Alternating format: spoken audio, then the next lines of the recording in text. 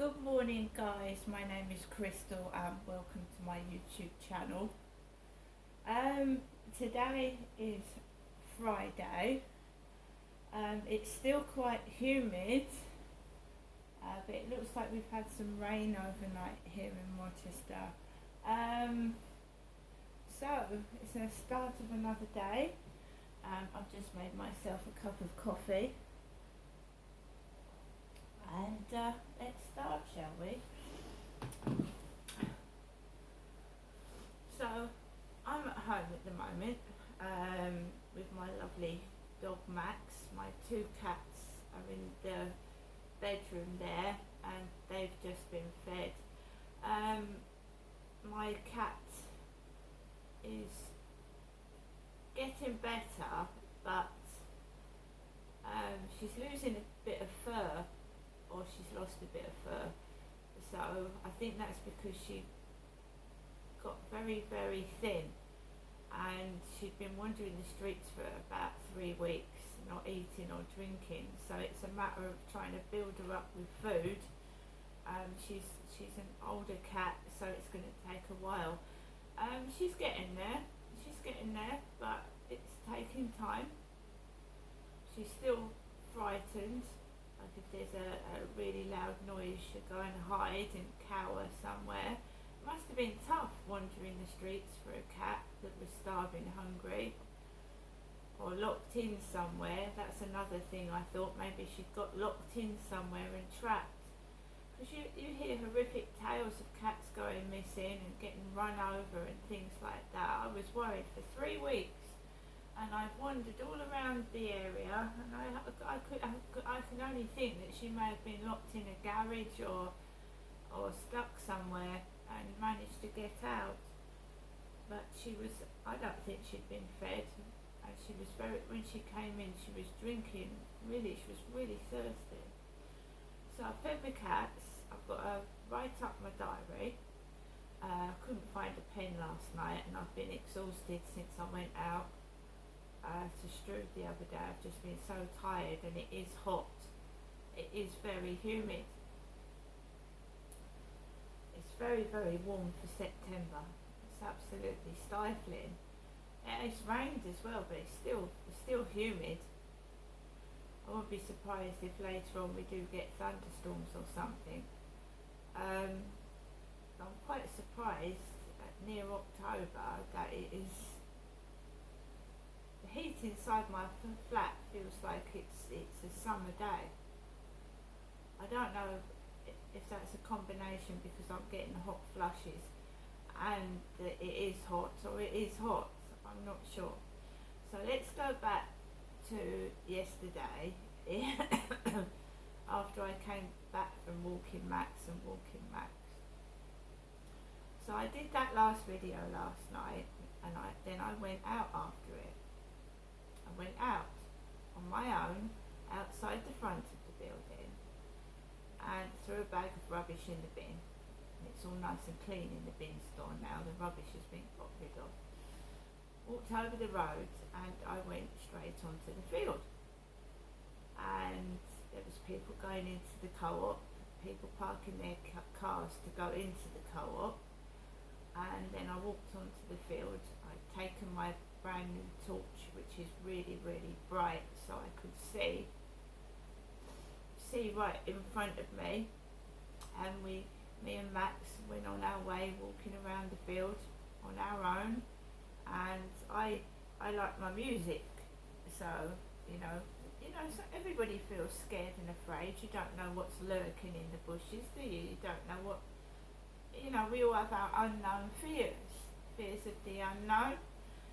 So to try and cheer myself up and get myself going, I just put music on, and I started listening to music. Richard Marx's Hazard, and it was like, trying to cheer myself up, instead of being miserable and depressed, because people like to upset me and make me feel down and feel like I've got nothing.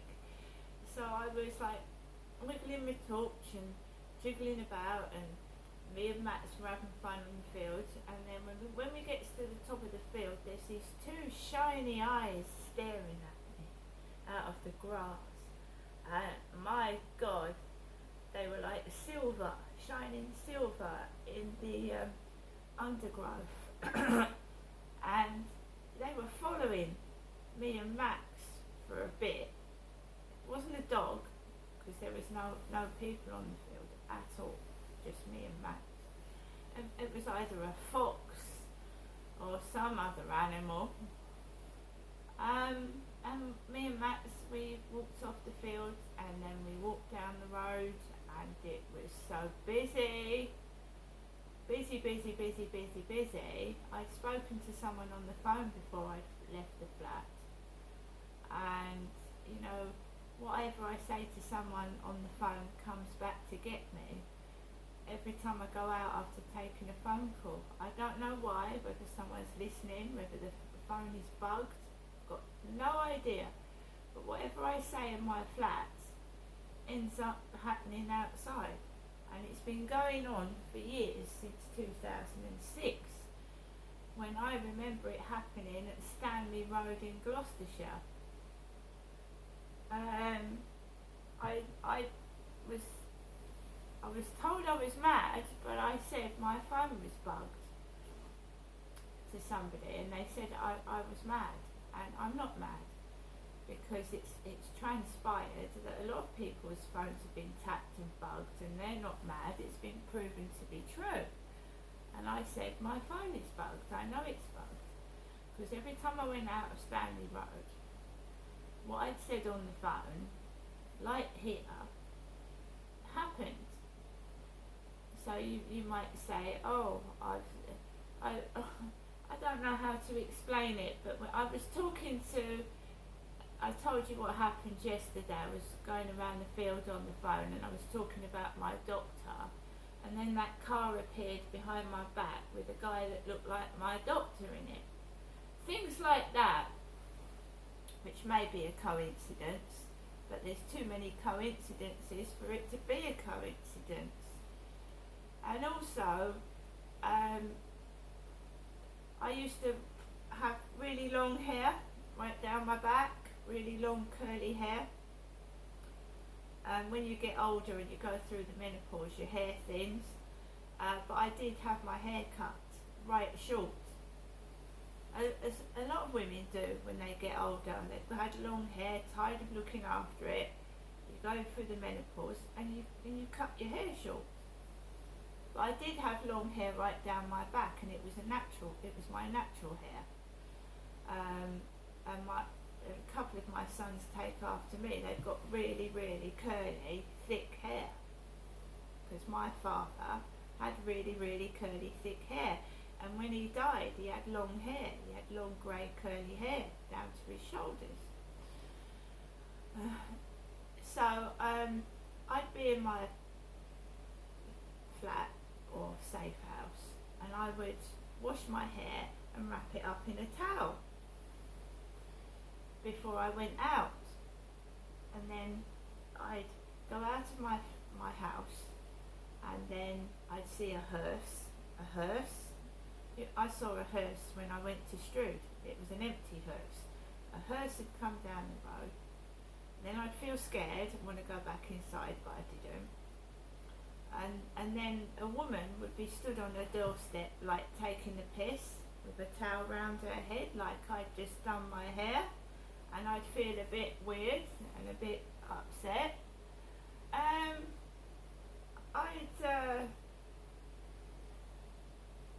I felt intimidated.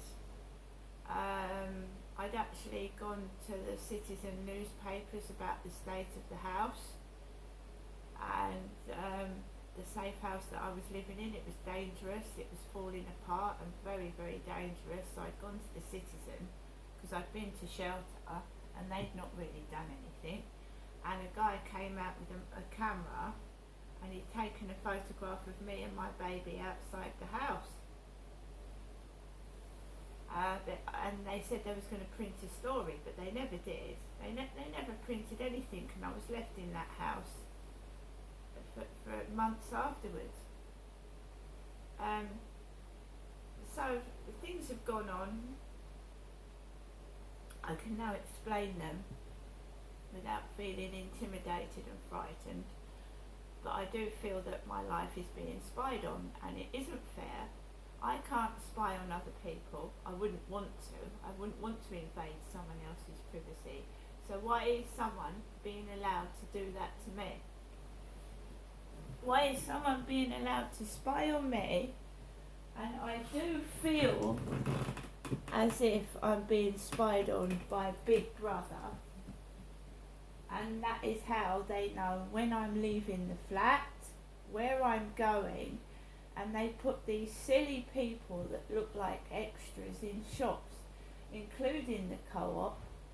I'm not going into the co-op today because I've got food, but if I say before I go out to somebody, oh, I'm just popping out to the co-op, and then I'll go in the co-op and then I'm treated like a sack of shit and I'm made fun of. That's all I'm saying. It feels like somebody is listening to what I'm saying, and without my permission it's absolutely illegal. I've signed no contract to be on TV or to have my privacy invaded. And if I find out that somebody has been recording me inside my flat without my permission, either by, listening to my phone calls or actually putting cameras in my flat, hidden cameras, what about people that come into my flat? What about visitors? Have you told them you're doing it? What if I want an intimate relationship with somebody? Are they listening and watching that? It's absolutely 100% against the law. But several times when I was with my dad and I was having conversations with my father in the car, my mother would repeat word for word what me and my dad had said in that car. I mean, they can use tracking devices on cars, can't they? They can, or even on mobile phones, track where you are. So it felt a bit weird that my mother had been listening to my conversations with my father in the car, especially as of what he was actually doing to me when he was taking me to places. So I feel that someone is obviously scared and afraid of what was coming out. So they need to know where I am, where I'm going, what I'm doing, so in case I tell somebody what's been going on. But the thing is, my dad died 2 years ago. What are they afraid of now? Why can't I have my freedom now my father's dead? Surely I should be allowed to move on, find somebody and have a normal life. So, because I thought all this conspiracy because it was to cover up what my father was doing to me, right? But obviously it isn't. They're hiding something else. They must be, otherwise they'd let me find somebody, settle down and carry on with my life, and not this charade that's like EastEnders or Coronation Street or a funny show like Little Britain. So I came back last night and it was heaving with people trying to get in my way, annoy me, shine torches in my face, and I have my own torch. Just be nuisances, do everything that annoys you. You know, like when you're in a library, you're trying to sit. They did that to me as well, didn't they? We've got diaries full of that. Sitting in the library, you're trying to concentrate, and someone starts crunching sweets near your ears, playing loud music while you're trying to concentrate through their earphones, and just being absolute pillocks and nuisances. I mean, why would you be noisy in a library? It's a library where people study. Every time I go in the library, people annoy me. They just are loud. Giggle, laugh, play play loud music through their earphones, crunch food. What is going on?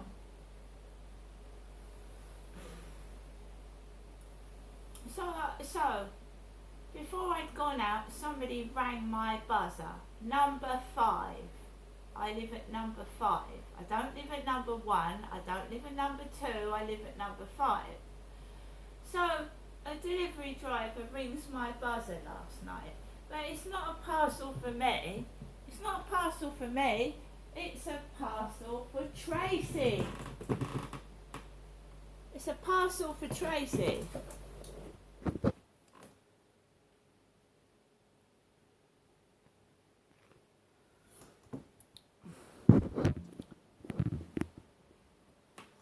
So guys, it's a parcel for Tracy. I know it's not a parcel for me. So that didn't work, because the buzzer, loud booming buzzer, isn't it? Irritating noise. I knew it wasn't for me. Didn't go downstairs, because I knew I was going to take Max out later anyway. So I knew it wasn't for me. I'd ordered parcels yesterday, and there's no way they was going to come the same day. So I knew it wasn't for me. So when I came back, oh my God, the lady downstairs is in a wheelchair, and her daughter pushes her about. She also wears a wig, because she's bald underneath. She's got a bald head, so she wears a wig, and it's a bob. My hair's not in a bob, is it? I put my hair in a ponytail. It's my real hair. So this poor lady is disabled. She's bald and she wears a wig. She's in a wheelchair and her daughter pushes her about. I bumped into them the day before yesterday on my birthday. So I noticed wheelchair tracks, and it looks like the wheelchair tracks have been in water. And you know, some disabled people have an incontinence problem, right? I was living opposite Tony, a guy called Tony at Lansdowne Court, and he used to wet himself. He was an old man. He shouldn't have been on the top floor, and he wet himself. He had prostate problems. So sometimes I would go down the stairs and it would be dripping with wee-wee. He'd wet himself all down the stairs, but it was coming from the top floor where I was. Right, so Tony used to wet himself. So now we've got a lady downstairs, bless her heart, she's disabled, and there was wet wheelchair marks coming in from the pavement into the building, and it smelt like rancid tuna, fish. So it wasn't a delivery driver. Someone's wet themselves inside and outside the building, and it smells of fish. It smells like someone's dropped a bucket of fish on the floor. That's twice in a row. It smells like someone's dropped a bucket of fish all over the floor in the building.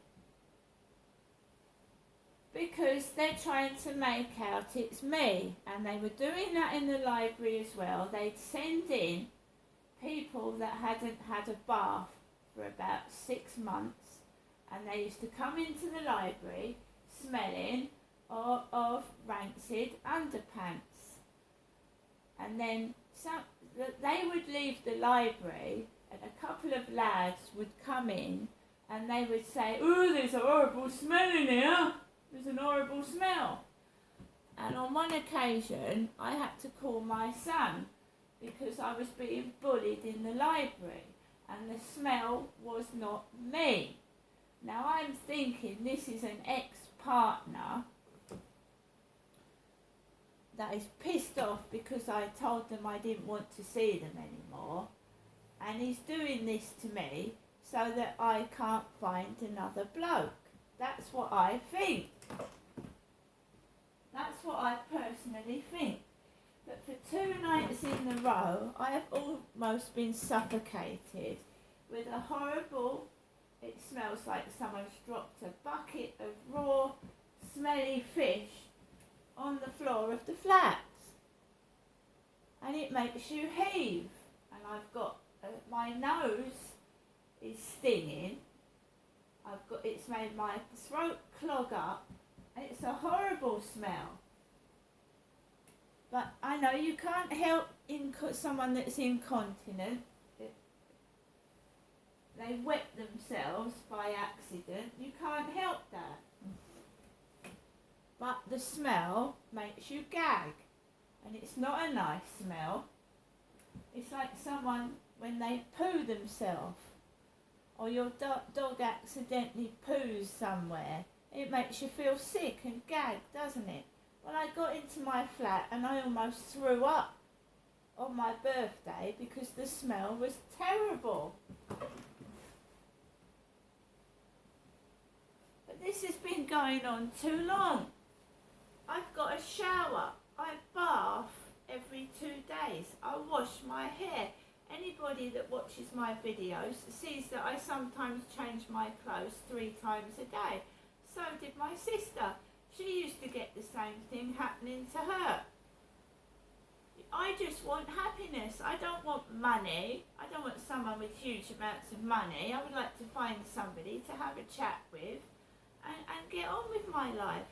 Now, I just feel this is being done on purpose by somebody that's being spiteful and nasty, spreading malicious rumours, and my name is not Tracy, it's Crystal.